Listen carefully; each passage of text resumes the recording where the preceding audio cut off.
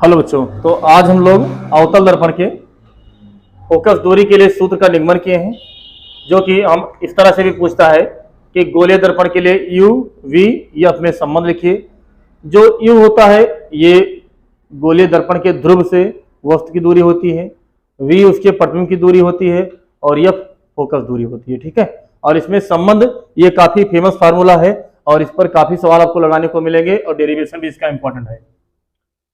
दो दर्पण के लिए होगा, एक उत्तल के लिए दूसरा अवतल के लिए। पहले हमने अवतल को कराया तो इसको देखिए।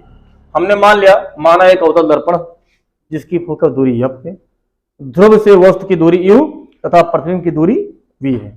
तो यहां पर एक दर्पण बनाए हैं, वस्तु को रखा गया है, वस्तु के समांतर एक प्रकाश किरण गई है जो सीधे फोकस से होकर जाएगी, क्योंकि आपको मैंने बता रखा है कि समांतर मुख्य अक्ष के समांतर चलने वाली प्रकाश किरण फोकस से जाती है परावर्तन के पश्चात।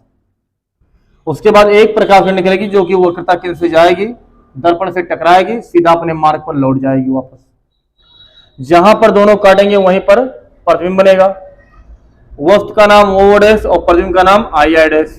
ठीक, अब देखिए यहां पर मैंने एक लंब डाल दिया है जिसका नाम मैंने यहां पर एन कर दिया है और इस पॉइंट को मैंने बी नाम दिया है। अब आप देखेंगे कि ये प्रतिबिंब जो आई आई डैश है और वो ओ डैश, या गौर से देखिए तो दोनों समरूप त्रिभुज बन रहे हैं। क्यों बन रहा है इसको समझिए। यहां पर 90 अंश, यहां पर 90 अंश, उसके बाद दोनों कोण ये अपोजिट एंगल है, यानी हम कह सकते हैं ये शीर्षा अभिमुख कोण है। और किन्हीं दो त्रिभुज के जब शीर्षा दो कोण बराबर होते हैं तो तीनों कोण अपने आप बराबर हो जाता है और वह त्रिभुज समरूप त्रिभुज कहलाता है। और समरूप त्रिभुज ओ डैश सी, ये वाले की बात हो रही है, आई आई डैश सी, दोनों में हम समरूप त्रिभुज का कॉन्सेप्ट लगाया, तरीका लगाया, तो उसमें होता है कि संगत भुजाओं का अनुपात बराबर होता है। तो ये बड़ा वाला बटा छोटा वाला बराबर बड़ी वाली दूरी बटा छोटी वाली दूरी, समीकरण 1 बनाया। फिर समकोण त्रिभुज इधर आइए, ये वाला ले लिए हैं, बी एन एफ व आई आई डैश एफ।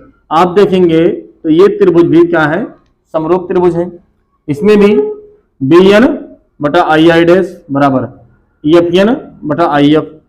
ठीक, हम यदि ये मान लें, आप गौर से देखेंगे यदि ये दो रेखाएं समांतर हैं तो ये दूरी वस्तु की दूरी के बराबर होगा, यानी जो ओ डैश है वो बी एन के बराबर होगा।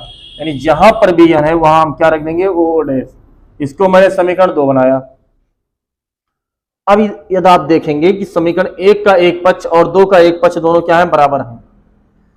यदि एल एच दोनों का बराबर है तो आर एच एस अपने आप बराबर हो जाएगा। इस तरह से समीकरण हमें 3 मिल गया।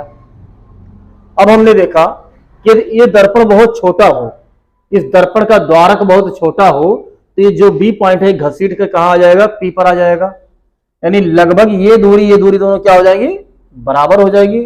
ठीक है, हमने क्या बताया, यदि दर्पण बहुत छोटा हो तो बी कामा पी के पास होगा तो एफ एन लगभग पी एफ के बराबर होगा। मतलब ये दूरी जो है ये पूरी दूरी के लगभग बराबर होगा। बोलो समझ में आया। ठीक, अब हम समीकरण 3 पर चलेंगे। समीकरण 3 में जहां एफ एन है वहां मैं क्या रखूंगा, पी से एफ रख दूंगा, पी एफ रख दूंगा। अब आप ओसी निकालना है, इतनी दूरी, इस दूरी को पूरे में से यदि मैं इसको हटा दूं तो ये दूरी मिल जाएगी। बोलो मिल जाएगी ना। ठीक, ओपी माइनस ओसी बटा आईसी निकालना है, ये दूरी। फिर मैंने पूरे में से इसको हटा दिया तो बोलो बाबू ये दूरी मिल गया, नहीं मिल गया, बिल्कुल मिल गया, बराबर। पी से एफ, या पी एफ जो है ये फोकस दूरी है तो इसको घटाने की आवश्यकता नहीं है। फिर आई एफ, हमें इतनी दूरी चाहिए। बबुआ ये बताओ अगर पूरी दूरी में से हम ये दूरी निकाल दें तो यही नहीं मिल जाएगा, मिल गया एफ पी या पी एफ। अब मान रखते हैं वो से पी की दूरी वस्तु की दूरी कहलाएगी, और यदि मूल बिंदु के इधर है यानी ध्रुव के हम बाएं साइड में चल रहे हैं तो माइनस मिलेंगे। तो यहां पर ओपी का मान यहां से यहां तक के माइनस यू हो जाएगा, फिर माइनस लगाएंगे। पी से सी तक की दूरी बताइए, ये यदि वक्रता केंद्र है तो वक्रता त्रिज्या की आर होगा या नहीं होगा, और इस साइड में इसीलिए माइनस लगा दिए।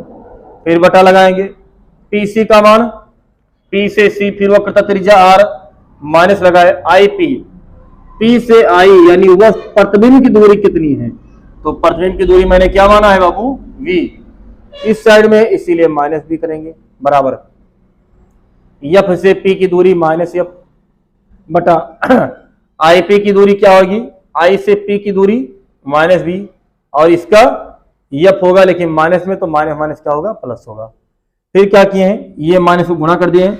हमें पता है जो त्रिज्या होता है फोकस दूरी का जस्ट डबल होता है, R की जगह पे 2F डाल के क्रॉस मल्टीप्लाई किए, U को पकड़ा V से किया तो plus U into V minus, इनसे किया तो U इंटू F आ गया बराबर, सॉरी माइनस, इनसे करेंगे तो plus minus minus 2F into V plus 2F into F 2F square बराबर, इनको इनसे करेंगे तो माइनस माइनस प्लस हो जाएगा, तो ऐसे रहेगा F और F मिलकर F स्क्वायर होगा, प्लस माइनस माइनस V का F से करेंगे तो V into F, 2F square मर जाएगा, दोनों तरफ बराबर है।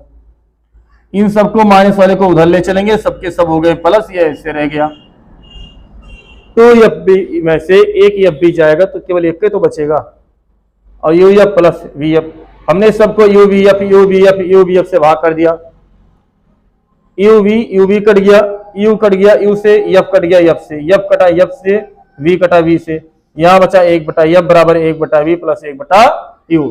यही आपके दर्पण का सूत्र होता है, चाहे वो उत्तल हो या अवतल हो।